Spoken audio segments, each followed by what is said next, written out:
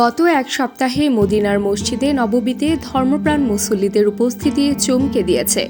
৫৪ লাখেরও বেশি মুসল্লি সেখানে নামাজ আদায় করেছেন। বৃহস্পতিবার ১৬ জানুয়ারি মসজিদটির তত্ত্বাবধানকারী কর্তৃপক্ষ এই তথ্য প্রকাশ করে। এছাড়া একই সময়ে হযরত মুহাম্মদ সাল্লাল্লাহু আলাইহি ওয়াসাল্লামের রওজা পরিদর্শনে ৩,৭৬,৭৬৫ মুসলিম গিয়েছিলেন।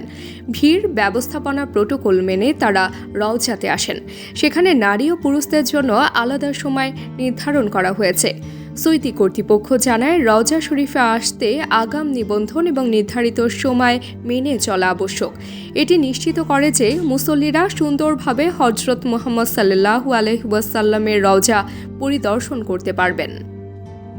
এই সময়ের মধ্যে ১,৪৮০ টন জমজমের পানি এবং ১,৩৬,২৮৩ প্যাকেট ইফতারও মুসল্লিদের মধ্যে বিতরণ করা হয়েছে। মক্কায় ওমরা পালন শেষে অনেক মানুষ মদিনার মসজিদে নববীতে নামাজ আদায়ের জন্য ছুটে যান।